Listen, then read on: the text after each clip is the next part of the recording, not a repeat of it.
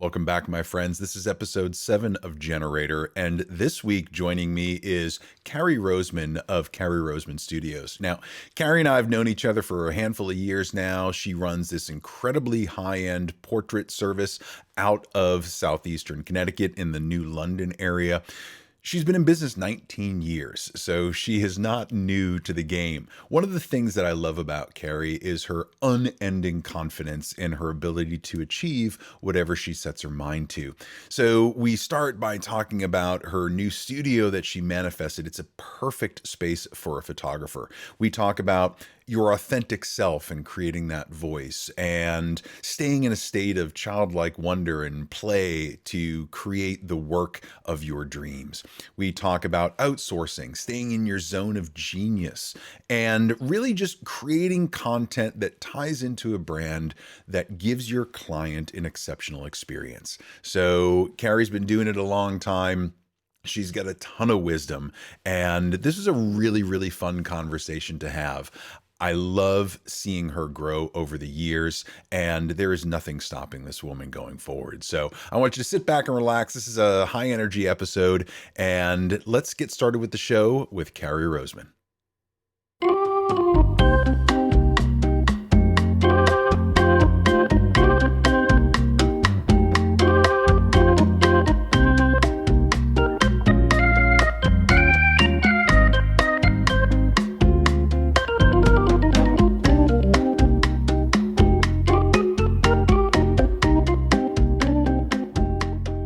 Love this skull behind you.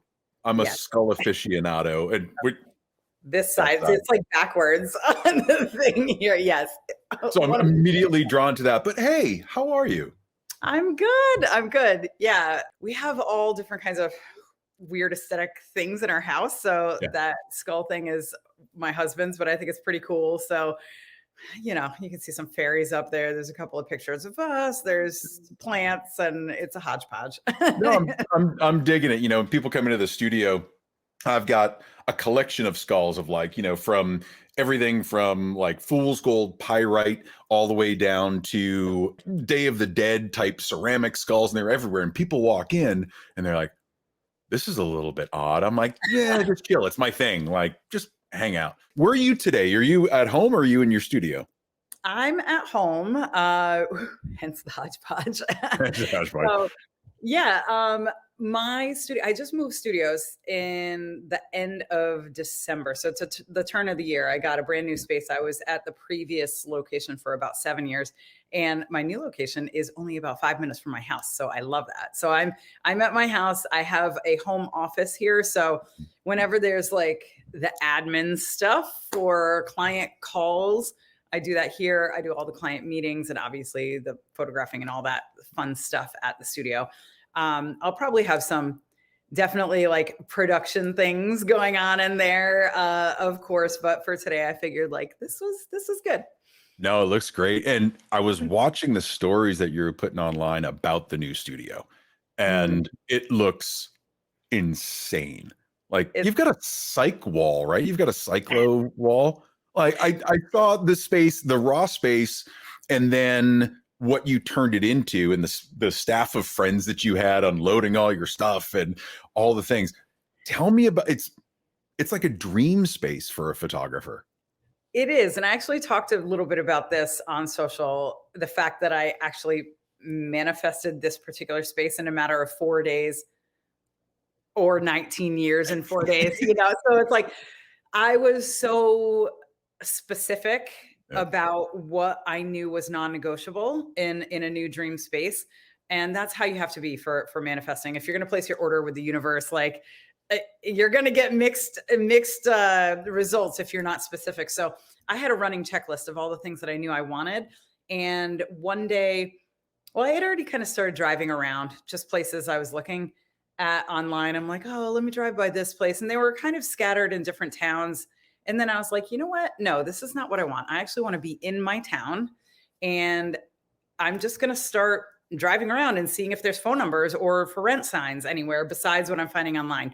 So I made like 4 appointments that Wednesday for Friday to see 4 different spots. And then another 4 spots to see on Sunday. So I made 8 appointments on that Wednesday, and the place that I ended up getting, I saw on Sunday. So within 4 days of me actually like being decisive, making the decision, Yeah. saying it is time for the new space, I saw it 4 days later after I made the decision. And it had, when I'm talking about the check boxes, I knew I wanted at least 3,000 square feet, which does sound ginormous for a photography studio. And for those of you out there who may not even have a studio, like you only need like a corner and a window. You don't actually need that much space. But I'm 19 years into my career and I teach other photographers. So it's like a workshop space as well. And I wanted to be able to have that room. I really didn't have as much room to host something like that at the previous place. So that was going to be the upgrade, the square footage. I knew I wanted it to have an industrial feel. 12-foot ceilings is like a must, for lighting and all the things. Big windows for natural light. I wanted my own bathroom. I wanted a kitchenette. I wanted a private parking. In the downtown area where I live, there's like a main municipal lot, but other than that, it's street parking. But my building has a dedicated parking lot. So it's like kind of a gem to find in the downtown area where I live. So it had all of these things. And then the company who bought the building was getting a big grant to do a renovation. So it was a build to suit. So I said, perfect. Maybe I can ask for a cyclorama here. And they built it for me. So I was like, all right. So it like a cyclorama wasn't like a non-negotiable, but I was like, if I have the space and they're already doing construction in there, it's a photographer studio. I should definitely have a cyclorama. So there was a room in the studio where I was like, okay, take this wall down. And because originally I was going to have them take the 2 main walls down. So it was like the cyclorama was going to be a corner open to the studio. Yeah. But then I was like, but then I'm removing a wall that I could hang backdrops on the other side. So it's actually a 3-walled cyclorama and it's like 17 feet wide. So it's really legit. Like I think when we had to go back and forth a little bit because they thought they were just going to build like a little cyclorama in this room. And I was like, no, the entire room is the cyclorama. I want to walk into the space and be like, that's the cyclorama, And the point of having a cyclorama is so that you just have continuous backdrop without shooting off of it. Doesn't mean that I don't ever want dirty frame. I like that too. But I just love having just that continuous white space. I shoot on white so much that it's like, it just made sense for me. I mean, I have like rolls, like I was buying so much like white backdrop paper. It was just like, so this is the upgrade. Now it'll be like, we have to maintain it and paint it sometimes, but that's okay. I'm totally down with that. Yeah, for real. I think that's, I know it's my dream, right? So in the studio that I have, I've got these weird walls and it's a very strange layout. It's an old mechanics garage, right? So I have to work within kind of what was in the building before. And I've got a couple of corners that I've always been like, man, I just want to build a psych wall in here. And I really don't have a need for it. Like it's definitely a nice to have, but I'm not bringing in like Ford F-150s and doing these big commercial shoots or anything, right? So I really don't need it. But it's always been one of these like, oh, I'd love to have that. And I cannot figure out how to do it in my studio without like sacrificing half the space to do it right. So you're super lucky. Now, where is the studio, right? You're in the Connecticut, New York City area. Where is it? Where are you located now? Yeah, so I'm Southeast Connecticut. So it's New London is the name of my town. And so if you've ever heard of Mystic, Connecticut, like 10 minutes from there. So we're about 20 minutes from the border of Rhode Island. But like geographic wise, we're in a great area for like, we're an hour from Providence, Hartford, and New Haven, and then 2 hours from Boston, about 2.5 hours from New York. So it's like really easy to get to. And Shoreline, Connecticut is really beautiful. Yeah. So I mean, you're in New England too, so it's the same, right? So it's really interesting. Like you're going to be hitting tourist season soon, right? Where you've got a lot of people visiting the coast. And I'm kind of the same way. I'm just coming out of that. I had everybody come up for ski season. Do you have a tourist season as part of your business? Like, I know it's not like you and I, neither of us have walk-in businesses, right? A whole Yeah, we're lot. by But appointment. Yeah. yeah, do you find that you get any level of bump during the summer where there's just more people in town visiting the coast or visiting Mystic? I don't, but it's also because I don't advertise for stuff like that. And I specialize in headshots, personal branding, and boudoir, and then some like finer editorial style kind of photos. So I'm typically photographing one person at a time. Yeah. Does that mean I don't do couples or generations portraits? Absolutely, I do. Do I do families sometimes? Of course. But do I advertise it? No. Because it's just not the like if I start advertising that, then that's mostly going to be what I'm photographing. And it's fine to sprinkle it in, but it's not the bulk of what I desire to do Right. because then you're managing several personalities at a time. And then you are having to coordinate several outfits at a time. And it's just, it requires more energy. From the get-go, I was like, no weddings, no engagements, no couples, no families, no babies. Like, I set that because I didn't want to get caught up in all the generalities, right? There's plenty of people that do it and do it way better than I could, quite frankly. They've got the personality for it. I don't. Mm. But it brings up a question for me, right? So you've talked about manifesting, you've kind of created exactly what you want in your business. You've got personal headshots, personal branding and headshots and boudoir, but you've kind of crafted your whole business around the client that you want, right? Mm. Not necessarily like, oh yeah, I can shoot anything. I mean, you've been doing this for 20 years, right? Mm. But you've been able to build a business around this really high-end client that Mm. is not only attracted to what you do, but you're like, no, these are the people that I'm going to serve, and that's it. I don't need to serve everybody. Do I have that right? I mean, it seems like you've really created exactly the client that you want and exactly the type of shoots that you want to do, and you're fearless with that. At least from where I sit, it looks fearless, right? So Oh my God. That's so like incredible to hear, actually, Matt. Thank you for that lovely thing to say. It is honing in on the qualities of who you desire to be working with and then showing up authentically in your own space wherever you right, show up. That's going to draw in your ideal clientele faster than anything else you can do. And great clients are kind of created. They're not just like, and they are out there in general, but as you know, people pay for what they value, but sometimes we have to demonstrate that value. So sometimes like, and I mentor other photographers too. Sometimes people will be like, well, where do you find clients that spend thousands of dollars? And I'm like, they're walking around everywhere. They're at the grocery store. They're at the gym. They're like, when you're walking down the street in your neighborhood, like they might be your mailman. Like they are everywhere. It's not just like person one will spend this and person two, and there's like a unifying quality. It's, do they value photos? Do they want to see themselves in a new way? Like, are they ready to celebrate their legacy or something they've been through or just a life moment? Or they just want to capture this time right now so they can look back on it in 20 years? Like, when I got specific about that, and this actually happened over the pandemic. So obviously, 2020, we went into shutdown. I know it was different state to state, but we were shut down for 4 months and couldn't do client facing activities. So I got really in the back end of my business and got really organized in certain respects. And one of those things was really honing in on the ideal client that I wanted to serve because I thought I had it honed in, but I was still attracting in people who's every once in a while who had very loud negative self-talk that they were buying into and believing. And then I don't care if you're Annie Leibovitz or whoever, there's no amount of beautiful photos you can make of a person like that who's determined to not see it.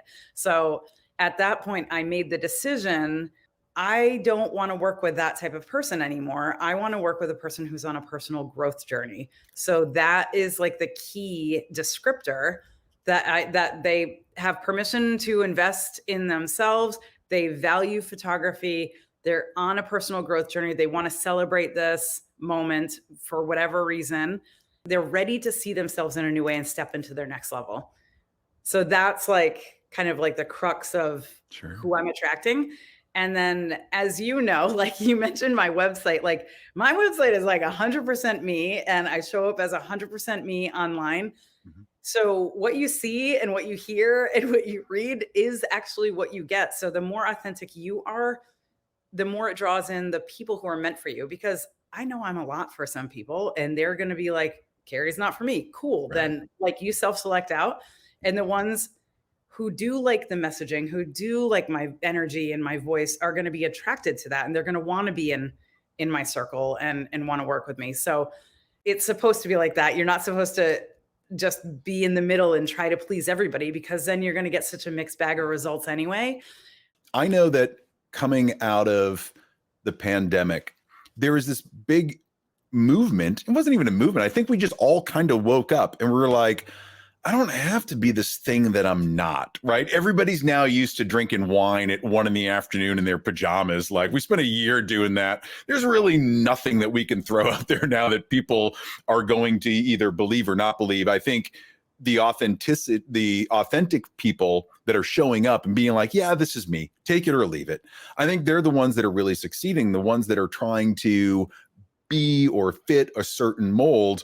Folks can now kind of see through that. They see through the spin. They know the marketing. People are way savvier now as clients than I think they used to be. I think they wanted to buy into an idea. Now it's just kind of like, do I vibe with you or not? One thing that I've really noticed about you, known you for years now, has been this, like, this is me, take it or leave it. And I love that because it shows up in absolutely everything you do, whether it's your posing videos or whether it's your education or just you educating your clients about what it is that they're going to go through. It's Yeah. unapologetically you. And the thing that I love about that is clients do self-select out and they're like, not the personality for me, or, oh my God, where has this chick been my entire life? Because that's the photographer for me, right? I think the more that you can lean into that as a business owner or as a photographer or creative of any sort, the more you lean into that, the tribe comes and finds you. Yeah. Was there ever a moment where you're like, this isn't working, this is freaking me out, should I do this, should I not, should I like be a little bit more reserved? Were you ever at a point where you were like self-censoring or having some of that self-doubt? You're like, maybe this isn't the right thing to do, I should do something more traditional? Or were you just always like middle finger to the world and be like, I don't care what I do? Oh my God, this is such a great question because this has everything to do with confidence, right? And Mhm. people ask me this type of thing a lot because I do come off authoritative and direct and confident but it wasn't always like that. I did have a lot of like self-doubt and perfectionism, things trying to get in the way. And should I look a certain way? Should I be like showing certain kind of images? Should I be saying certain things? And I did find that like before I went full-time portrait, I did shoot weddings for a number of years and that work is beautiful. And it was like hard for me to make the decision to walk away, but I just wasn't happy doing it anymore. But I found before I really showed the work that lit me up, I was showing really mediocre stuff online and I was getting like a mediocre response. And then when I started to really show like stuff with blur or this quiet moment or that like stuff that nobody else was shooting, that's when my people were like coming out of the woodwork, like, where have you been? So it's kind of the same thing on the portrait side. But when I went full-time portrait, and I had been shooting portraits, but I was shoot and burn and charging next to nothing. I needed to do a lot of self-value work in general, not just on my money story, but who I was as a person and to know that life is too short to be a people pleaser. Like, who am I here to please? I'm here to please myself. That's one of the main messages that I have out there is put yourself first because you actually fill your cup more and then you have more to give the people you love. And it's such a backwards concept for people who are so used to putting themselves last, whether they're an entrepreneur or one of our clients or a friend of ours or whoever. Like, life is so short, man.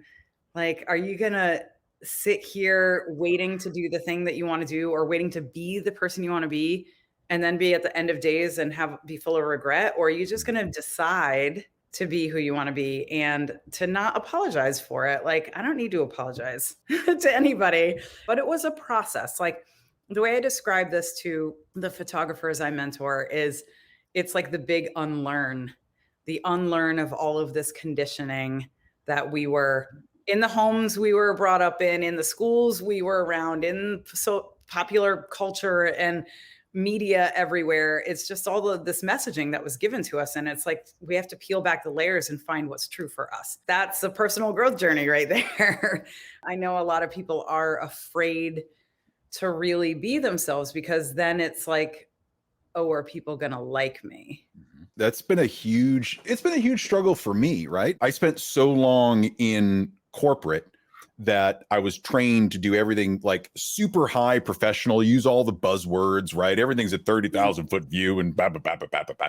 And so after, 20 years in the corporate world and then working for myself, I thought that you had to present a certain image in order to be taken seriously, right? Because I had no background in photography. I had no idea what I was doing. At the same time, like trying to find my own self-value, my own self-confidence, trying to figure out who I was in this next phase of life, right? All that going on. I realized that I was trying to be what I thought other people wanted me to be in the role that I was playing as a photographer. Like I never identified solidly with being a photographer. I was just like, I can play that role for a little bit, right? But at the same time was all the imposter syndrome, all the comparison. And I'd be lying if I said I don't fall into that now, right? If I'm doom scrolling on social media too much, like inevitably I'm going to be like, my work sucks. I can't do what Carrie does. Oh my God. But when we all do that. No matter what level you get to, there's always going to be a little bit of that, I'm just going to hang it up because I'm never going to be that good. When I finally stepped back and I said, like this is the only life we get. Like I'm going to be 50 years old. Do I really want to still be trying to please these people that honestly are just my teenage bullies? Like, why am I trying to please that avatar of a person? And once I started to strip that back, I realized, oh, this feels way better. This feels way better to just kind of be me, never put on a tie again. And it's just, I'm going to get 7 denim jackets because that's all I'm going to wear for the rest of my life. You know what I mean? Like just being me. And then I realized it's been a slower process than I want, but those folks come for the stuff that I create. When I try to create the retail mass market, everyone's just like, meh, everyone does that, right? Yeah. But when you do your thing and you just stand behind the thing that you do, everybody that you want to attract, you do attract. When you start to feel that and let it happen, your world changes. And it sounds like that was a huge shift for you. Like once you turn that on and you're like, this is just going to be me, that things really kind of took off for you. There's been dips and doubts and all the things there as well, for sure. Especially if you're learning like a new skill or you're trying to do something different creatively. Like I have certainly been in my fair share of creative ruts, like gone through my fair share of burnouts, gone through my fair share of like, what the heck do I even want to be photographing? Yeah. Like, and that is something that happens throughout your career. Like I know people who used to photograph babies and now they photograph animals like exclusively. So it's like, you're allowed to pivot and check in with yourself and see, how am I feeling about this still? Do I still want to do this or do I want to pivot? And that's what I did when I shut off the weddings. I mean, it's been years now, but that was a big pivot for me. And then when I started photographing, I was like, I'm going to photograph everything because I didn't know what I wanted to photograph. And now it's just like, okay, so I know the main things I'm doing, personal branding and boudoir, but I really do love pinup and people have been asking me about that quite a bit. So I'm like, maybe I'll push that because it's so fun for me. I love vintage and I love like that type of kind of styling. For someone that has been shooting for 19 years, right? Yeah. I'm sure that you've kind of floated in and out of genres and kept refining that voice. And I like doing this, but let me bring this technique over here and try it with headshots, or let me try this boudoir thing over here in personal branding. And so I'm sure it's been iteration after iteration and fine tuning what it is that you want to shoot. Are you feeling right now that the personal branding, the headshots, the boudoir, right, the fine art, that this is where you want to be? Or when I just saw in your eye, you were talking about pinup, does the possibility of a new little niche or a side niche, side quest, does that like fill you with all sorts of new creative possibilities. And at what point do you go from this is personal work that I love to, yeah, I want to market this and keep doing this at the risk of becoming bored with it? This is a good question. I think it's all about it's based in finding your voice, right? And what Mhm, lights you up. mhm, Because what we're photographing, who we're working with, should make us feel more energized mhm. and drain us. And that's a good check in. So if you are feeling drained by something, it means that maybe that's not the right path for you because you're going to continue to feel drained by that thing. Like a lot of family shoots are draining for Mhm. me because you're just, like I said, you're dealing with so many different personalities and things, especially if you're dealing with littles and you're chasing them around and dealing with meltdowns and all the things. And I'm very good at that. But when I'm done with it, I feel like depleted almost. Can I do it? Yes. Can I do it well? Do I want to do it all the time? No. Do I feel really empowered when I have a woman or a man in my studio who I change the way they see themselves and now they have next level portraits for their business, or they have the most beautiful portraits of seeing themselves sexy in a way that they never thought they were. Like that is life changing for me. That energizes me after a shoot. There are a lot of things that I want to be shooting just for me. And we do, as creatives, especially, need to take time to create just for ourselves.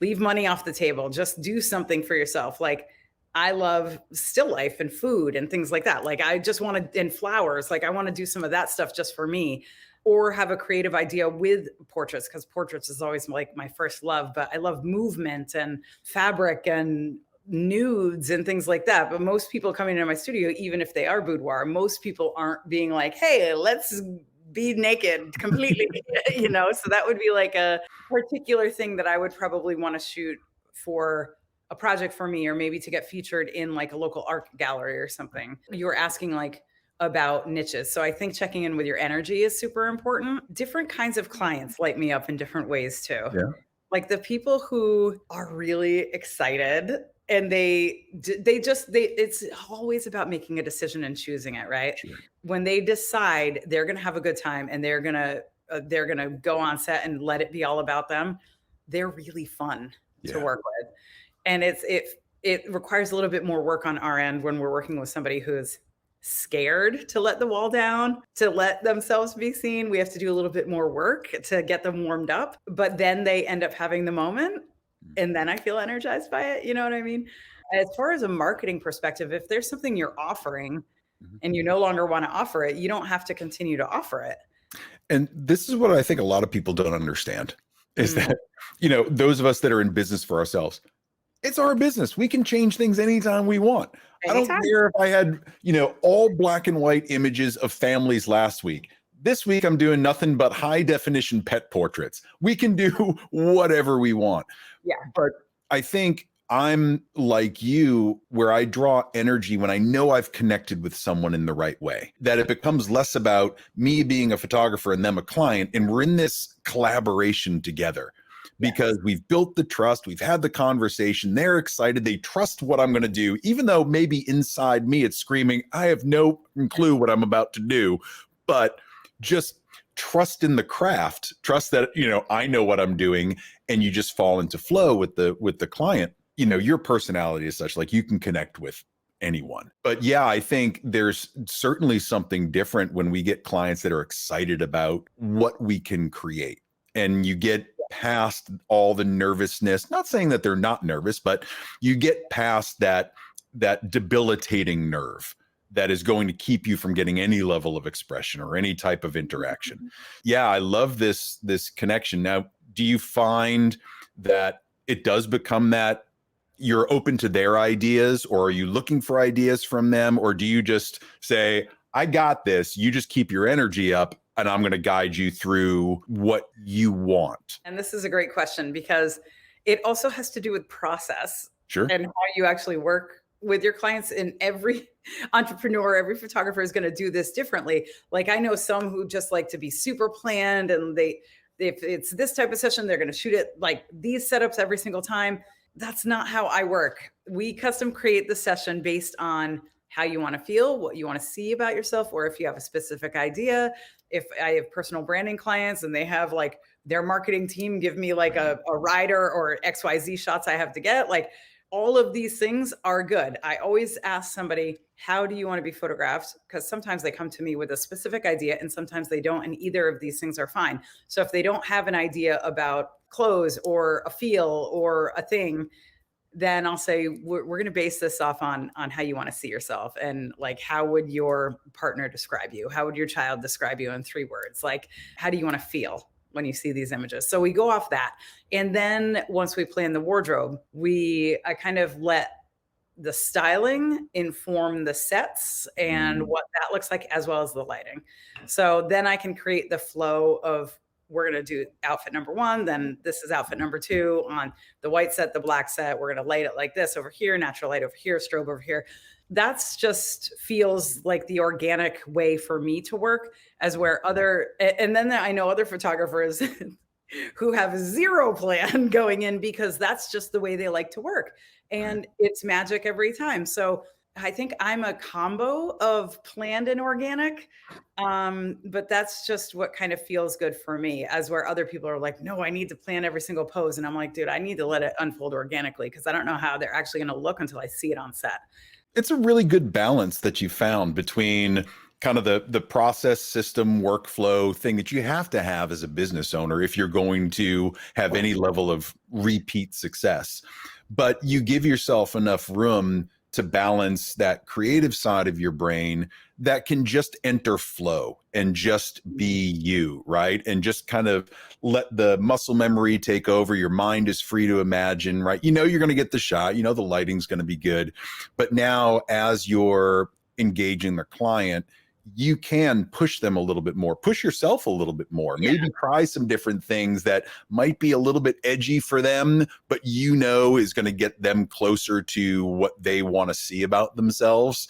I love that method. I think I fit in there. Sometimes I have less of a plan and there's a lot of fear that kicks up, like, here we go. I guess I should have done one more mood board because you didn't bring any of the clothes that I thought you were going to bring. So, oh that boy. always throws me for a loop because I'm like, we had a plan. And it just, sometimes I get aggravated if that happens, but it rarely happens because I'm like, generally people are like, cool, thank you so much for helping me. I know what I'm going to wear. And they bring those things.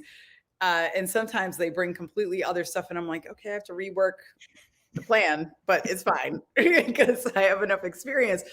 But when I very first started photographing, I was at FIT in New York City and the Fashion Institute of Technology. They had, and I don't know what their program is like now, but it was based in film. And we had a studio there. They didn't have any natural light. It was like hot lights, scoop lights, or strobes, or we were shooting on location. I was shooting all film.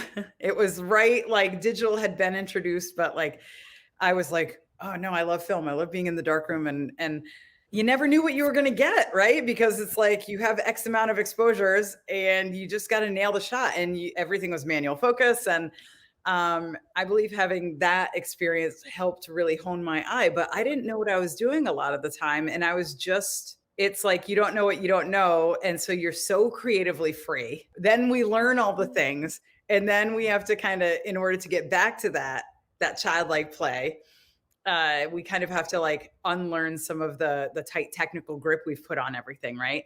So I think that's what I'm at this point in my career, trying to get back to more of that play, because sometimes it does feel like we don't get to play enough, if that makes sense. Totally. It totally makes sense. It's the one big thing that I learned from the workshops with Parker was I know, he's huge on that. I never gave myself a chance to play. When I've freed myself of that, it's given me the best work that I've ever created. Right. And the stuff that I'm most connected to, that I feel most proud of, because it had nothing to do with money. It had everything to do with just pure expression. I don't think any of us give ourselves enough time to play. Do you carve out specific time for you to do that, to just do personal work and just play? Or okay, here's the answer to that. Not as much as I would like to currently, but I'm actively working on that.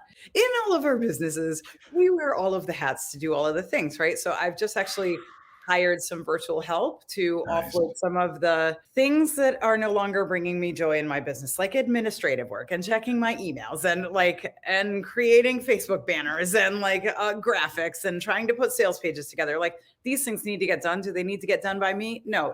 Are those things my genius zone? No. Is connecting with people and creating my genius zone? Absolutely. So it's the more you operate in your zone of genius, the more you actually bring in abundance into your life.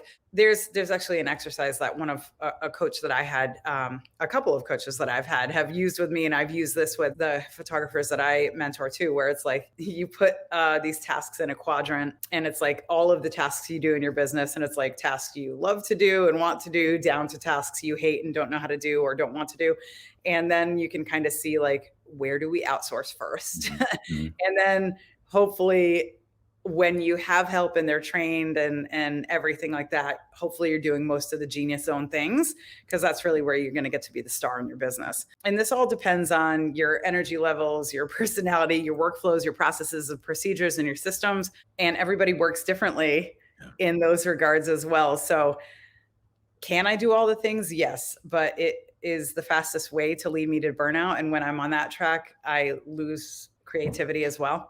I'm actively working on opening up more time in my schedule. I love the way that you kind of talked about that quadrant, the whole Gay Hendricks Big Leap. That's such a great book, and I've read it several times.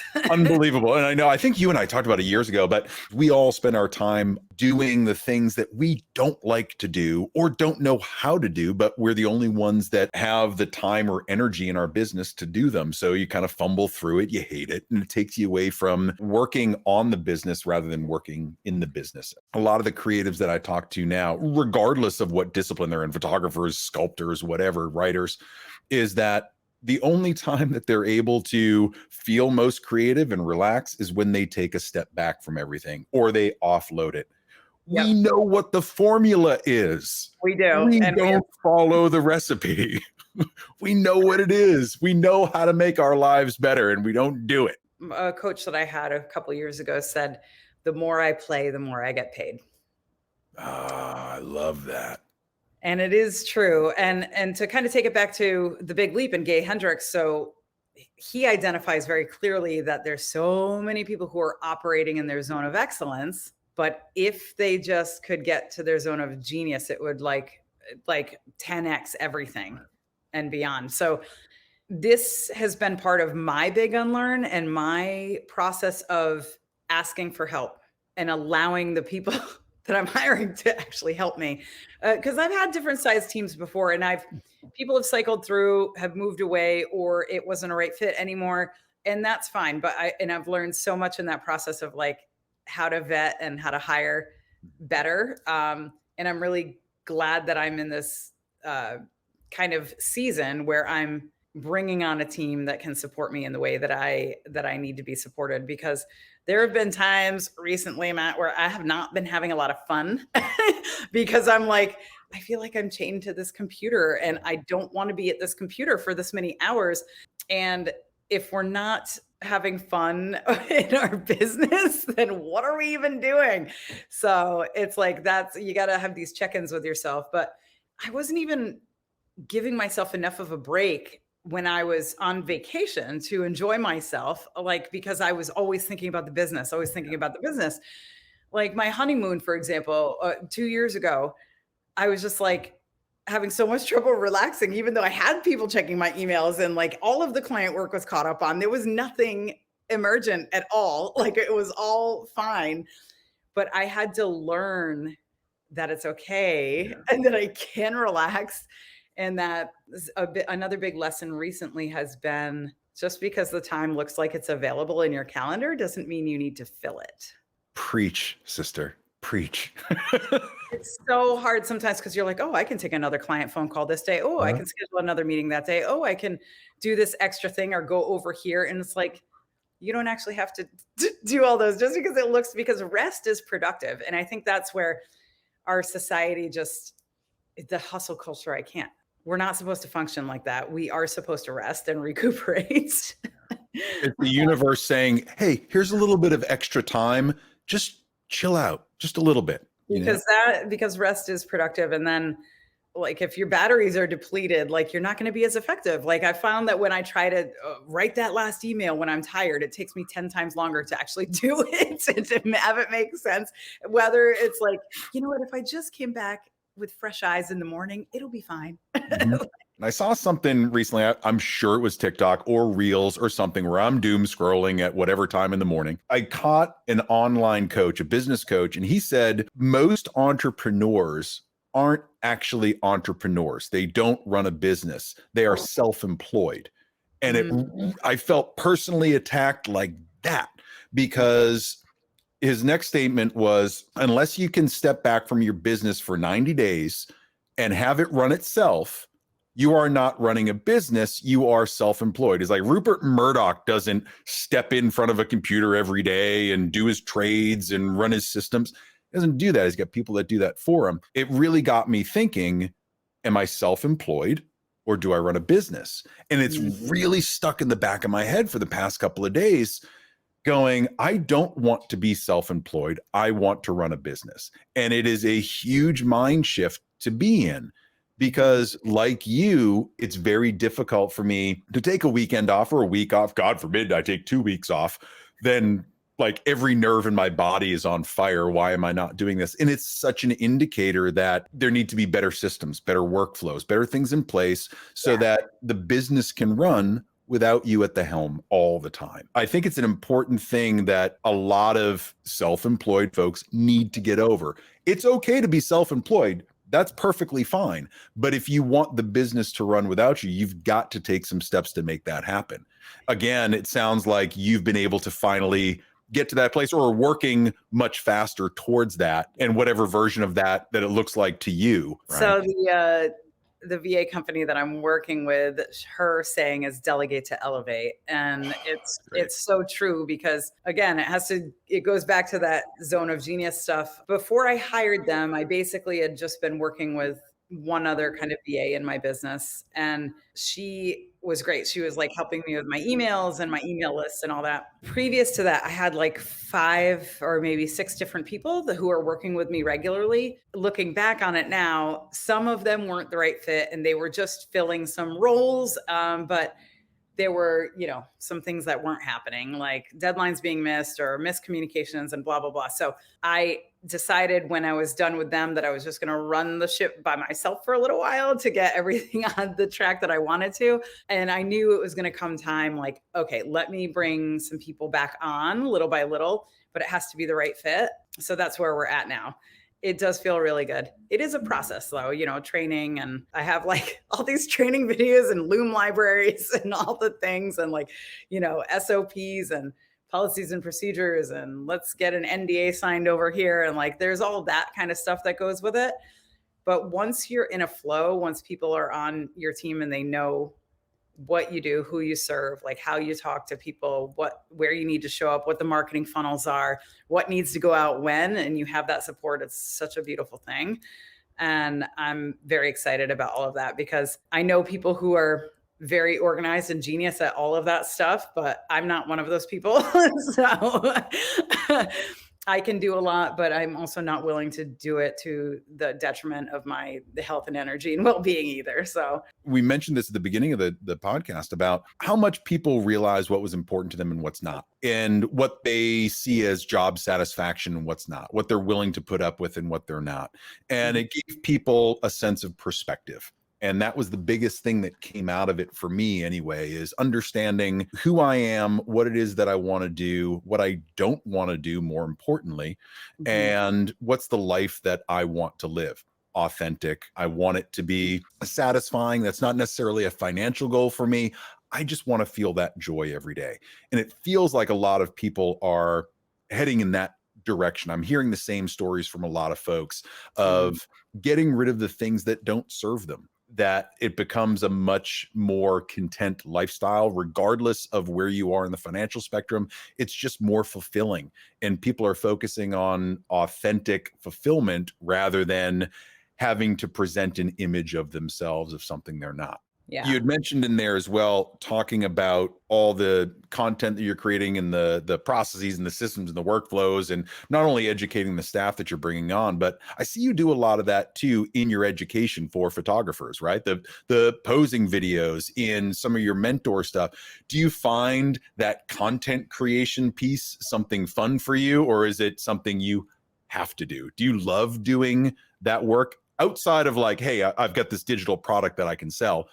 The act of creating all of that, do you find that fun, engaging, or just part of the business that is necessary for you? I like it.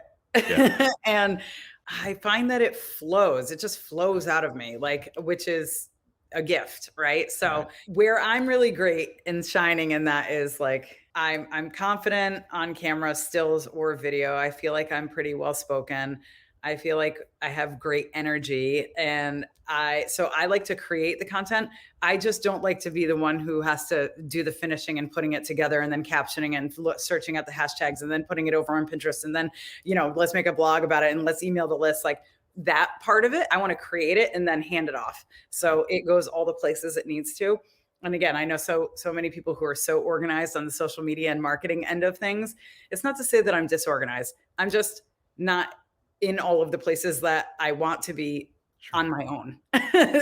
That's all.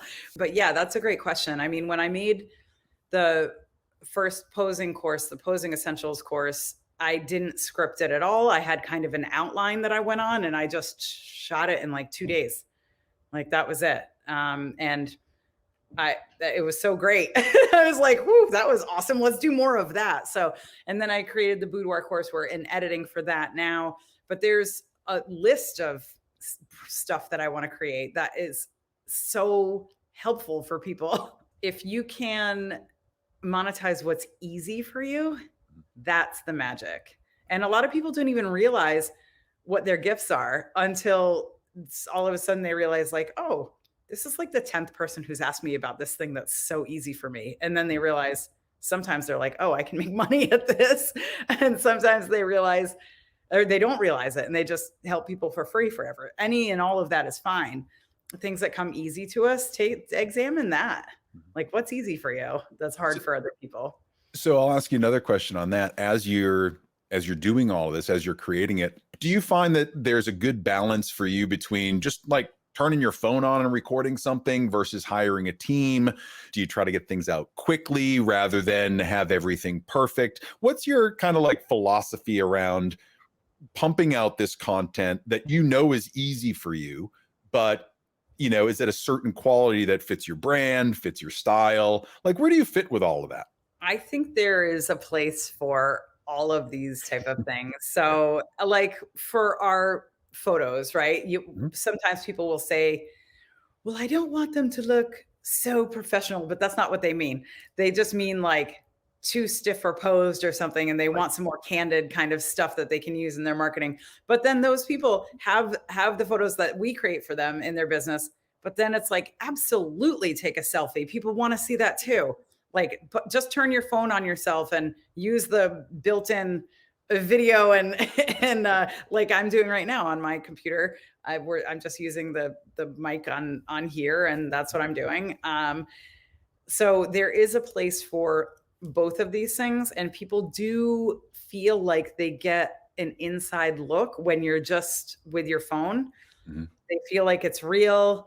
It's kind of like, in the moment marketing also. Sure. That is going to have the biggest draw of anything else, whether it's planned and scheduled or not. Because if you're in the moment with it and you're like, I'm just feeling really called to share XYZ things right now, and I'm going to turn my video on and I'm going to post it, you will get more traction on something that has that energy on it than something that's just planned and scheduled. Doesn't mean that scheduling posts doesn't have a place. Of course it Sure. does. So for me, it's a mix. I really do like having a team. I had a videographer work with me for almost a year, and then she moved out of state. But it was really great because she would just come in, we would just plan some content, we would record it, and then she would edit it and then put it together for me to post in different places. And I found that really relieving because for me to create a reel, I'm on my phone, like it just takes me a long time. So I'm like, I'm excited to get back to the point where it's like, hey, let's just have a content plan, creating the content pillars. What do you want to talk about in your business? What are you selling? What are the content pillars? Let's talk about those things. And then creating that, and then I can just like offload it to the team to put together and put all the places. But yeah, I've been more like kind of in the moment. Sometimes I schedule stuff out, but it's been without a direct social media team currently. It's more when I'm feeling it. I know for me, I've had better traction when it's just turning the camera on and going, just talking, See? rather than being like, all right, I've been doing this for 20 years. Let me get the lighting right. Let me make sure the LUT is perfect on the video so that the color grading is all great. And when I spend all that time and I upload it and there's like 4 likes, I'm like, I don't even know why I'm doing this anymore. It seems to be even the overproduced, the highly produced stuff doesn't have the same injection of energy or joy that just turning the camera on and talking to that person on the other side, that it feels different when I'm doing that. I feel more connected to the audience when I'm just turning it on, rather than being like, all right, is the teleprompter running? Do I have everything correct? Right? Is everything synced up? It takes you out of just being you. So I'm really leaning into just using this and, Mm. getting what I get. Again, being unapologetic about what it is that what I am and what I'm producing, right? So time will tell if it works. Yeah, well, people want to feel like it's real, Right. right? Like Right. that's the thing. I think that's probably why people like TikTok so much, because people just like flip their phones on. They'll be sitting in their car. They don't care. They have a message. They want to say it, right? Whatever it is. Of course, there's some more highly produced TikTok videos as well, but I feel like a lot of it feels very in the moment Yeah. and just like with the phone, because I mean, we all have a video camera and a camera on us at all times that has a mic. So we can just use that. It does bode well if it's lit better. Like just be in front of a window or something, then you're good. Like there's been this kind of like more conversational style of writing that happened probably about 2013, 2015. That's when I first discovered that first badass book by Jen Sincero. It was Yeah. like I picked it up and I started reading it and I was like, this is conversational writing. I had never experienced that before. Everything was always like proper English, blah, blah, blah. Mhm. It felt like you were more reading like a textbook rather than, oh, I feel like the author is actually speaking to me. Yeah. And maybe it's not grammatically correct, but I am picking up this message loud and clear. Like, and I feel the same has translated on social media and in our websites and how we show up wherever, in person, online. And the fact that, yes, do we have some of the stuff with high production value and polish? Absolutely, of course, we're in that industry. But like, does just doing stuff with our phone?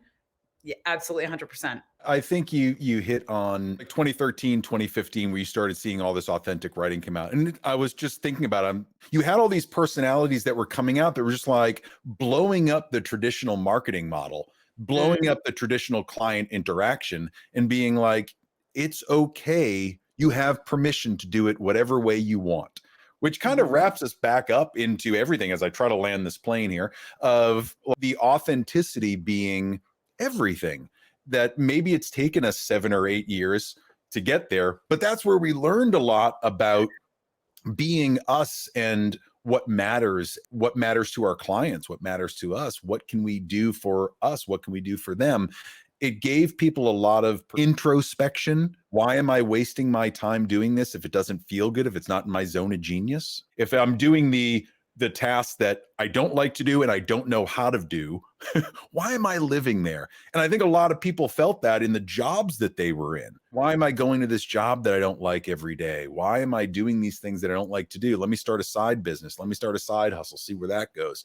And there's been this re-emergence of crafters and creators and people that are just like, yeah, let me take a stab at affiliate marketing, or let me take a stab at writing children's books on Amazon. But it got people creating and thinking authentically again. And I love where this is going. Now, the interesting thing is going to see how long that lasts, if this stays on trend or if it goes back to something a little bit more manufactured. I don't know. I hope it stays here because I love this space. But what are your thoughts? AI, I feel super mixed about. Yeah. Because I feel like there are tools there that will be very helpful for running businesses. But for replacing photography, no, never. I don't think that's going I to be don't a thing. agree with that either. Yeah.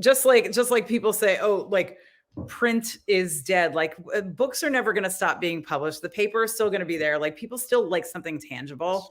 But I do think something like Chat GPT Mhm. is very helpful to make workflow faster for things like social media posts and things like that. Yeah, and I'm a big believer in technology, right? And I'm a big believer in embrace it now, learn how to use it in your business or not, but just understand what's out there. Because what's going on now for me is very similar to, oh my God, digital cameras are going to stop photography, right? It's the same thing we go through about every 20 or 30 years, right? Yeah. So I don't see this as necessarily the photography killer or the creativity killer.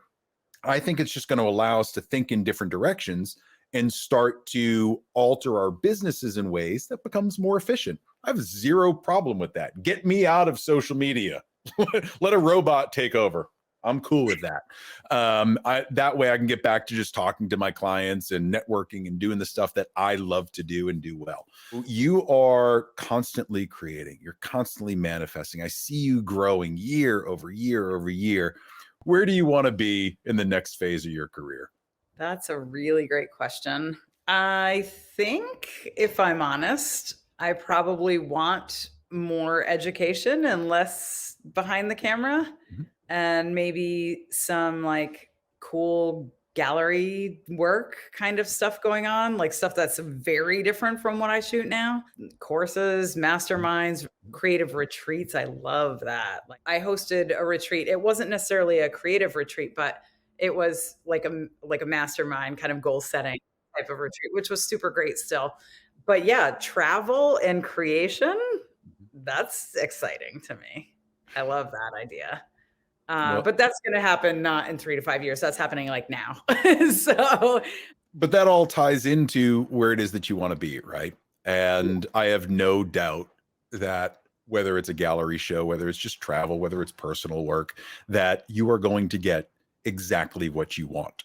There's mhm. no doubt in my mind. I have seen you just put your foot down and going, I am going to be this. I am going to have this. These are going to be my clients. And you've created the life of your dreams. Have you Oh my not? goodness. Yeah, yeah. I mean, I still feel like From the outside. yeah. From No, the that's outside. fabulous to hear. There's always like you get a goal and then there's the next goal, right? Sure, So of you're course. always like ascending. I have big goals Yeah. and I am a go-getter and I am fiercely determined and ambitious. So like there's no me not getting what I want. But on the other side of that, in being who I am and being so confident and goal driven, I tend to be the person that people don't check up on Yeah. because everyone's like, "Oh, that's Carrie, she's fine." Like, but so I'm like, sometimes I need a little check-in, you know, because there can be rough patches and things like that. But I do have some really good ideas about where I want this thing to go, and I am very excited about it. Thank you for your support, saying like you know that it's going to happen. I know it's going to happen too. But Well, I I'm have very ridiculous faith, and I mean, if the track record is any indication, I have all the faith in the world that you're going to get exactly what you want. So when you do decide to publicize whatever that is, or if you just want to come back and be like, I told you that I was going to do all this and you did it, I would love to have you back and we could talk about it again. Oh, fabulous, Matt. This has been so refreshing. And I'm glad that we had this lovely banter about just some behind the scenes type of stuff. And, a mindset is always a piece of it, right? Like, so we're always going to touch on that a bit. But Always. yeah, this has been very joyous for me. And I really appreciate you having me on. One of the things I do want to get going Ooh. is my own podcast. So I would love to have you on whenever that happens. And I don't have a date for that yet, but it's something that does bring me joy. I listen to podcasts. I love being on podcasts, and I have a lot to say. So I would like to host a podcast. Why I did it, right? Maybe I can start recording content of how to start it and all the pitfalls to avoid. Well, so that's funny. I think that's one of the reasons why, or I don't think, I know that's one of the reasons why I haven't done it yet, because I'm like, oh, okay, the podcast, there's going to be all of these steps to do. I just want to record the thing and hand it off and like have somebody else do the things. So we're getting there. Like there's so many things in like the marketing sphere that I want to get done, but Yeah. podcasting I know is something that's going to bring me joy. Yeah. But of course, I got to, I mean, it brings me joy when I guest. So I can imagine that I would enjoy just hosting as well, but you got to do it in order to really know, right?